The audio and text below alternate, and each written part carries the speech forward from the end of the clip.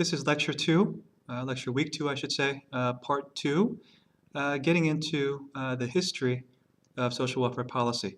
And we start with the British Poor Laws of 1601, this sort of background leading up to that discussion. In the very early history of social welfare policy, so we're thinking about, say, 14th century, 15th century, 16th century Great Britain. The very first method that we keep track of helping the poor back then was mutual aid. So you would help your neighbor. Later on, it would be churches. Churches would assist the poor. Wealthy landowners would assist the poor. This was the system that was in place. It was an informal system. We don't have a very formal system in place yet.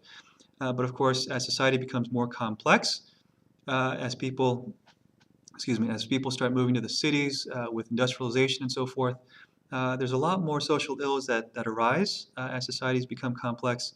And so a more formal system comes into place. In the 14th, 15th century, there is a piece of legislation called the Statute of Laborers that was one of the major pieces of legislation at that time. We don't study its features too much in modern day, in sort of today's social welfare policy, but we just sort of note that there was a system in place as early as the 14th and 15th century in Great Britain. I was just alluding to this sort of the structure of society becoming more complex. Industries are coming about, especially the wool industry in England during this time in the 14th, 15th centuries. And of course, with industrialization, jobs are starting to locate in the cities, and so people are flocking to the cities for the jobs. We're starting to see the end of the feudal system, and so as I was suggesting before, government is taking a stronger role in helping people in terms of their welfare. So social welfare is becoming within the province, not just of people helping one another, but of the government itself. So this sort of confluence of factors, you have industrialization, you have urbanization, you have the end of the feudal system, all of these things, a more complex society in general, all of these things bring forth the British Poor Laws of 1601. This is a major piece of legislation, one of the first pieces of legislation that we study in terms of social welfare policy history. And of course, we have to finance a system, so taxes were starting to be levied to be able to finance this new system that was set in place. Looking at some of the main provisions of this law, this British Poor Law distinguishes between the deserving poor and the non-deserving poor. So sometimes the language is a distinction between the worthy poor and the unworthy poor. We don't really use those terms today, but of course I think the classifications are still implicit in the type of programs, in the classes of persons who are offered benefits under some of our social welfare programs. So just a listing of some of the persons who might have been considered deserving under this old legislation. You have the aged, you have the blind, you had disabled, orphaned, and widowed, all certainly considered deserving, and I'm sure they'd all be considered deserving in most people's minds today. And then you have, of course, vagrants and drunkards who were considered to be undeserving at that time of any sort of government aid, and I think people still carry that mentality today. Of course, our legislation may or may not make a distinction between these different classes of recipients. The British Poor Laws, I'm going back to the British Poor Laws still, also makes a distinction between outdoor relief and indoor relief. These are outmoded concepts, not too relevant for our purposes, but just note that the law made a distinction between providing assistance to people in their own homes. That was what outdoor relief was all about. And then indoor relief. So indoor relief was providing assistance to persons within institutions. So you had almshouses and you had workhouses. Often the deserving poor were sent to almshouses, and the undeserving poor, those who were able-bodied, who were able to work, were sent to workhouses. So this is a system that's sort of a precursor to what we have today. We have prisons today, so the workhouses might be considered prisons. The almshouses might be considered sort of these mental institutions. So something along those lines, right? They aren't equivalent, but they are sort of precursors to our modern day system. Much like we have today, there were also strict residency requirements, so you had to have resided within a particular jurisdiction for a certain amount of time, not too dissimilar from what we have today in terms of even our basic U.S. citizenship, right? So once you attain permanent residency, there's a certain time requirement, right? You must reside for 5 years continuously and such to become a U.S. citizen. But anyhow, one other feature of the British Poor Laws, you had a local administration. That's going to be the important word there. Local. The fact that we don't have any sort of administration on a grand scale. It's these smaller local government units that are providing assistance to the poor. These are parishes, they were called, that are providing assistance to those in need. This is a quote by Benjamin Franklin back in 1766 talking about the British welfare system that was in place in 1601. He says, the day you passed that act, you took away from the people's eyes the greatest of all inducements to industry, frugality, and sobriety. Basically, he's saying that by passing this piece of legislation, you've taken away the incentive for people to be industrious, to work hard, to be frugal or to save, and to be sober, right? Because of this law, he's saying. And I'll continue. He says, by giving them a dependence on somewhat else than a careful accumulation during youth and health for support in age and sickness.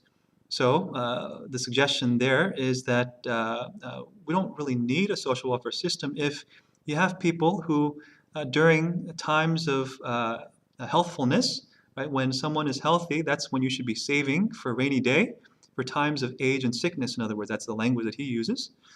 And then he says, I think the best way of doing good for the poor is not making it easy in poverty. So don't make it easy on the poor, he says. He says there's no country in the world where so many provisions are established for the poor. He says Great Britain is so generous with their benefits for the poor. He says so many almshouses for the aged of both sexes. In short, he says, you offered a premium for the encouragement of idleness, and you shouldn't now wonder that it has its effect in the increase in poverty. So essentially, you're encouraging people to be lazy because people know that there's going to be the safety net in place, in other words. And then you shouldn't wonder that we actually have more poverty than less poverty as a result of the existence and the generosity of this welfare system, this British welfare system. So clearly, he's taken a stance that's sort of antagonistic towards the British Poor Laws. As I was suggesting before in the outline, in discussing this entire lecture, the U.S. system borrows largely from the British system. So many of the features that we just talked about in terms of the British Poor Laws we'll see in the U.S. system. So these residency requirements. The early U.S. relief system also established residency requirements. The U.S. system also distinguished between outdoor relief and indoor relief early on, something that we're not so proud of, but at one point we were auctioning the poor. Now your textbook makes the point that this was the least popular method, but it did occur in the early relief system in the U.S. This is the area where we take a slight detour, and we're getting into the late 19th century and the early history of social work, of the social work profession. And one branch or one root of social work comes from the child-saving movement. The child-saving movement was initiated by a man named Charles Loring Brace. He was the founder of an organization called the Children's Aid Society, which would later grow to become a huge child welfare organization. He had a specific method in mind when he thought about child poverty.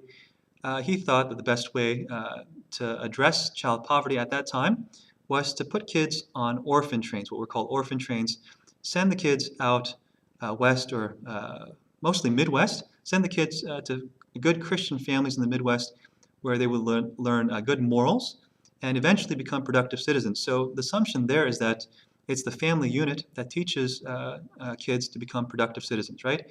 And so that's sort of the premise behind this whole movement here, this child-saving movement. Just note that this whole child-saving movement, it went on for a long period of time. We note here 1850s all the way up to the Great Depression era of 1929. This is the precursor to our modern child protective system. So CPS traces its roots to the child-saving movement that was set forth in motion by Charles Loring Brace. You have another root of social work, another foundation upon which the profession is based. And this is the charity organization societies. This is also in the late 19th centuries, late 19th century, not centuries, of course. They have a specific thing in mind when they're thinking about poverty. They used a method called scientific charity, and so you can imagine what that entails. You're providing assistance to the poor using sort of a scientific method. You're going to diagnose the poor. You're going to offer some hypotheses about what's ailing the poor individual, the poor family, and you would provide assistance accordingly. Now, most COS workers were in the social Darwinist tradition, which means they believed in survival of the fittest, at least on a social level. And so they were, generally speaking, they were opposed to providing assistance to the poor. So in short, their method of addressing poverty at that time was not so much through structural reform, but they thought that poverty was rooted in the individuals, in their character, and so they were mostly proponents of individual reform. And like I said before, it's important to note that they were generally opposed to providing assistance to the poor. Another root of social work comes from the settlement house workers. They had a different idea. I'm sort of generalizing here, but they, generally speaking, most settlement house workers, they had a different idea about poverty and how to address it. They thought that poverty was rooted in societal structures, and so naturally your methods are going to be different. The settlement house workers would move into the poor neighborhoods and establish these so-called settlement houses, and they were instrumental in the sort of structural change, setting forth advocacy efforts and so forth. So you note here on the slide that they were instrumental in setting up preschools. The juvenile justice system in Chicago, by the way, was set up by the settlement house workers. So advocacy, they thought the key to social change and to addressing poverty was through advocacy, community, sort of linking people to community resources so they have a more macro approach. If you're thinking sort of community organizing or policy, you can thank the settlement house workers. If you're interested in casework, if you're interested in individual therapy, you can thank the COS workers, and specifically Mary Richmond, who wrote one of the very first books, social work textbooks, social diagnosis, in which she lays out some of the main features of social diagnosis of scientific charity in that book.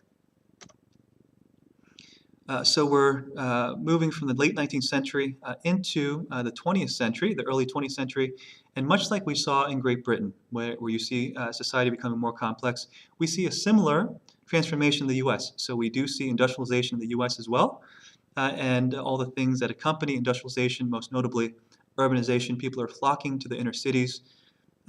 Churches at this time are providing much of the assistance that's needed. The settlement house workers, of course, the COS workers are also providing assistance. But you see a lot of the social ills that accompany industrialization also. So in the inner cities, you're starting to see crowding, unemployment, poverty is starting to mount in the inner cities. And so government is starting to take a more active role during this time. And so our social welfare system, our modern social welfare system is starting to take shape, at least at the local level. At this time, we do see Mother's Aid, Mother's Pension laws starting to build up at the state level. And you do see some assistance programs for the aged, the blind, and the disabled also at the state level. We move to the progressive era and the early 1900s. It's like the term sounds. So it's a progressive time. Lots of social movements, especially in the area of labor reform. We don't yet have minimum wage and maximum hours statutes, but we do see sort of the inklings, the foundations for later labor reform. But women attain the right to vote during this era. Workers' compensation laws are starting to gain steam. So these are at the state level. You see workers' comp laws at the state level starting to rise. This brings us, I'm sort of flying through this historical stuff, but this brings us to 1929 and the stock market crash and the Great Depression. We refer to the last few years of our economy as the Great Recession, but back then it was the Great Depression. So just sort of as one basis for comparison, we had unemployment rates in the range of 8%, 9%, 10% most recently. But back then, in the early 1930s, unemployment rates had reached upwards of 25%. So 1 in 4 people unemployed during this time. 1 in 6 people living in poverty in the 1930s. So you have you have dire economic circumstances. Today's or the last few years, that environment magnified by a few times. So with these economic transitions, we're starting to see a different way of thinking about the role for federal government. So up until this point, we haven't really seen the federal government do much. In terms of social welfare policy legislation, we've seen mother's aid statutes at the state level. We've seen some pension statutes at the state level, once again for aged, blind, disabled, but nothing at the federal level. And so FDR, Franklin Delano Roosevelt, comes into office, and his philosophy is a little bit different. He's sort of promoting the idea that it's okay for the federal government to intervene on a massive scale. This was a novel idea at the time, that the federal government should intervene in providing for people's welfare. But that's the philosophy that was put forth by FDR. And so he signs into law the Social Security Act of 1935, which is, of course, the centerpiece of most of what we study today, or at least the amendments thereto. You have the social insurance public assistance structure that comes out directly from the Social Security Act of 1935. You have some other organizations that were set up at this time, not necessarily as a part of the Social Security Act, but I note some of these in your lecture slides. So the Works Progress Administration, the WPA, and the Civilian Conservation Corps. These were two agencies that were set up specifically to address unemployment at that time. So not a part of the Social Security Act per se, but additional government efforts to address the economic circumstances at that time. You have lots and lots of different programs. If you're looking at slide 21, you see the very early structure of the Social Security Act of 1935. Title I back then was old age assistance. So Title I, this old age assistance is actually supplemental security income. It's combined different programs. So it's not only old age, but it's aid to the blind, aid to the disabled, all combined into one program now. Title II, you'll see there is old age insurance, and that's, of course, our very first, that's the name given to our very first social security system. Unemployment insurance was Title III. Aid to dependent children was Title IV. That's sort of a consolidation of all the state mother's aid, mother's pension laws that came to fruition in the form of the Social Security Act of 1935, all the way through Title XI. You can do a comparison with the current structure of the Social Security Act. Lots of changes, but the basic structure is one between social insurance programs and public assistance programs, and we'll take a look at that in the next part of this lecture.